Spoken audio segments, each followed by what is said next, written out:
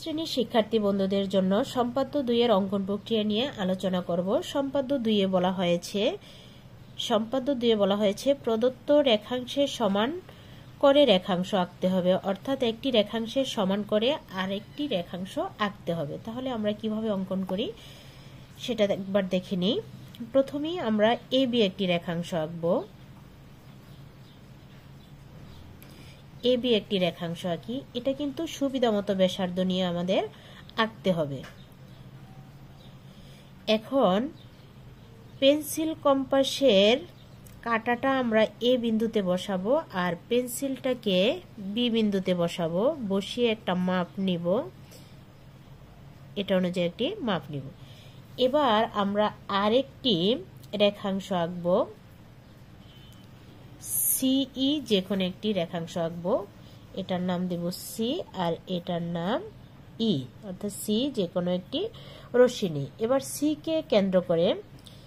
কে কেন্দ্র করে এবি এর সমান ব্যাসার্ধ নিয়ে একটি বৃত্তচাপ আঁকবো। সি কে কেন্দ্র করে এবি এর সমান আগে আমরা মাপটা নিয়েছি, অর্থাৎ এই যে এবি এর সমান মাপটা নিয়ে একটা বৃত্তচাপ আঁকবো সি কে কেন্দ্র করে। এই বৃত্তচাপটা সিই কে ডি বিন্দুতে সেট করে। এখন এই যে আমরা সিডি রেখাংশটা আঁকলাম, এই সিডি রেখাংশটা হবে এবি রেখাংশের সমান, অর্থাৎ আমরা এবি রেখাংশের সমান করে সিডি রেখাংশটা এঁকেছি। আর এটাই আমাদের আঁকতে বলা হয়েছে যে প্রদত্ত রেখাংশের সমান করে একটি রেখাংশ আঁকতে হবে। এখন এই অঙ্কনের পরে আমাদের যেভাবে লিখতে হবে, এটা হচ্ছে প্রশ্ন থাকবে, যেটাকে বলা হয় সাধারণ নির্বাচন। এরপরে অঙ্কন প্রক্রিয়ার পরে লিখতে হবে বিশেষ নির্বাচন। বিশেষ নির্বাচনে আমরা কি লিখব? বিশেষ নির্বাচনে লিখতে হবে, মনে করি এবি একটি রেখাংশ, এবি রেখাংশের সমান একটি রেখাংশ আঁকতে হবে। এটা হচ্ছে বিশেষ নির্বাচনে, এটুকু লিখলেই হবে। তারপরে নিচের ধাপগুলো অনুসরণ করি, এগুলো লিখতে হবে। 1 নম্বর দিয়ে লিখতে হবে এবি রেখাংশ আঁকি সুবিধামতো দৈর্ঘ্য নিয়ে, কারণ আমরা এবি একটি রেখাংশ এঁকেছিলাম সুবিধামতো দৈর্ঘ্য নিয়ে। আমরা যেভাবে অঙ্কন করেছি ঠিক সেভাবেই অঙ্কনের বর্ণনাটা দিব। এবার 2 নম্বরে বলা হয়েছে পেন্সিল কম্পাসের কাটার দিক এ বিন্দুতে, অর্থাৎ কম্পাসের কাটার দিকটা আমরা এ বিন্দুতে বসিয়েছিলাম আর পেন্সিলটা বি বিন্দুতে বসিয়েছিলাম। এবার 3 নম্বরে লিখতে হবে যে কোনো রশ্মি সি নেই, তারপরে আমরা আরেকটি রশ্মি নিয়েছিলাম সিই। এখন সি কে কেন্দ্র করে কম্পাসের সাহায্যে এবি রেখাংশের সমান ব্যাসার্ধ নিয়ে, এবি প্রথমে আমরা যে রেখাংশটা নিয়েছিলাম সেই রেখাংশের সমান ব্যাসার্ধ নিয়ে একটা বৃত্তচাপ এঁকেছি। এই বৃত্তচাপটা সিই রশ্মিকে ডি বিন্দুতে সেট করেছে। তাহলে এই যে সিডি রেখাংশটা পেলাম, এই সিডি রেখাংশটাই হচ্ছে এবি রেখাংশের সমান। ষষ্ঠ শ্রেণীর শিক্ষার্থী বন্ধুদের জন্য আজকে সম্পাদ্য 3 অঙ্কন করে দেখাবো। সম্পাদ্য 3-এ কি বলা হয়েছে প্রশ্নে, একটি নির্দিষ্ট রেখাংশকে সমদ্বিখণ্ডিত করতে হবে, অর্থাৎ এবি একটি নির্দিষ্ট রেখাংশ, এই রেখাংশটাকে সমদ্বিখণ্ডিত করতে হবে, 2 ভাগে ভাগ করতে হবে। তাহলে কিভাবে এটা আমরা আঁকবো অঙ্কনের বিবরণটা দেখে নিই। প্রথমে আমরা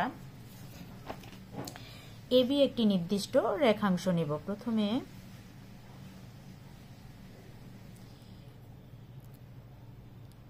এবি একটি নির্দিষ্ট রেখাংশ নিই।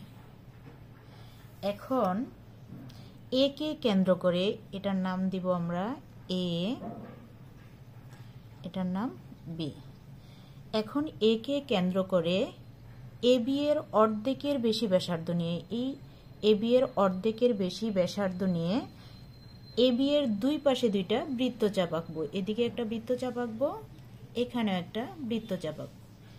এবার আবার বি কে কেন্দ্র করে ওই একই ব্যাসার্ধ নিয়ে এবি এর উভয় পাশে 2টি বৃত্তচাপ আঁকি। বৃত্তচাপ 2টি পরস্পর সি ও ডি বিন্দুতে ছেদ করেছে। এখন আমরা সি আর ডি যোগ করব।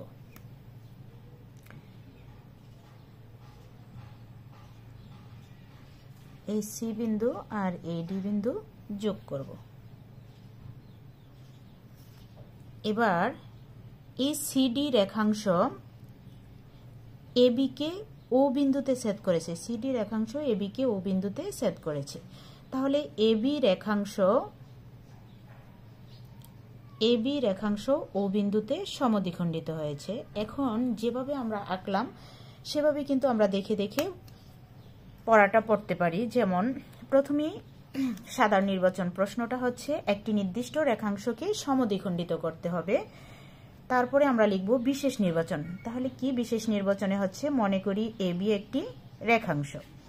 তারপরে আমরা কি লিখব, অঙ্কনের বিবরণ, অর্থাৎ আমরা কিভাবে এটাকে অঙ্কন করেছি সেই বিবরণটা লিখব।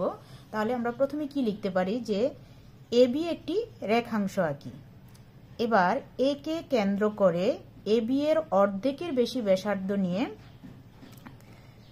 এবি এর দুই পাশে দুইটি বৃত্তচাপ আঁকি। আবার বি কে কেন্দ্র করে ওই একই ব্যাসার্ধ নিয়ে এবি এর উভয় পাশে দুইটি বৃত্তচাপ আঁকি। বৃত্তচাপগুলো পরস্পর সি ও ডি বিন্দুতে ছেদ করেছে, তাহলে সিডি যোগ করি। এখন এই সিডি রেখাংশ এবি রেখাংশকে ও বিন্দুতে সমদ্বিখণ্ডিত করেছে। ষষ্ঠ শ্রেণীর শিক্ষার্থী বন্ধুদের জন্য সম্পাদ্য 4 অঙ্কন করে দেখাবো। সম্পাদ্য 4-এ কি বলা হয়েছে, একটি সরলরেখার নির্দিষ্ট কোনো একটি বিন্দুতে একটি লম্ব আঁকতে হবে।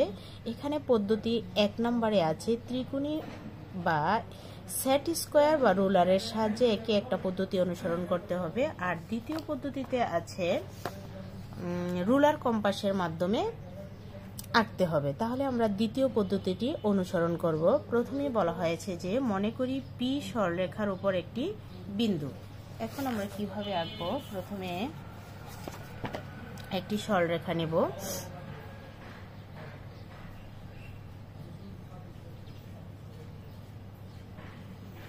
প্রথমে একটি সরলরেখা নেব। এখন এই সরলরেখার এখানে একটি বিন্দু নিব, পি একটি বিন্দু নিব। এখন পি কে কেন্দ্র করে সুবিধা মতো ব্যাসার্ধ নিয়ে, পি কে কেন্দ্র করে বলতে এখানে এই যে ফোঁটাটা আমরা নিয়েছি এটার মধ্যে কম্পাসের কাঁটাটা রাখবো। পি কে কেন্দ্র করে সুবিধা মতো ব্যাসার্ধ নিয়ে, অর্থাৎ বেশি বড় নেওয়া যাবে না রেখাটার থেকে, বা একেবারে ছোট নেওয়া যাবে না। আমার সুবিধা মতো একটি ব্যাসার্ধ নিয়ে একটি বৃত্তচাপ আঁকবো। আমি সুবিধা মতো ব্যাসার্ধ নিয়ে একটি বৃত্তচাপ আঁকলাম।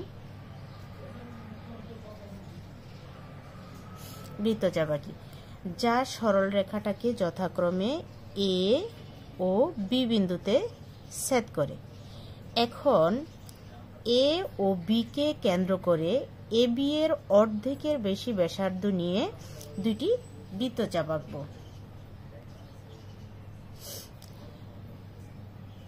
এ কে এ ও বি কে কেন্দ্র করে, অর্থাৎ এ বি এর অর্ধেক হচ্ছে এখানে, তার থেকে বেশি ব্যাসার্ধ নিয়ে দুইটি বৃত্তচাপ আঁকবো। এখানে একটি বৃত্তচাপ আঁকবো। আবার বি কে কেন্দ্র করে ওই একই ব্যাসার্ধ নিয়ে আরেকটি বৃত্তচাপ আঁকবো। বৃত্তচাপটি পরস্পর কিউ বিন্দুতে ছেদ করে। এখন পি আর কিউ যোগ করব, পি এবং কিউ যোগ করব।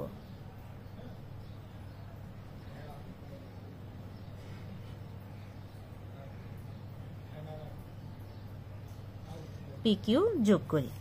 এখন এই পি কিউ রেখাংশ এ বি রেখার উপর পি বিন্দুতে লম্ব অঙ্কিত হয়েছে, অর্থাৎ পি কিউ লম্ব A B, P কিউটা A B এর উপর লম্ব হয়েছে।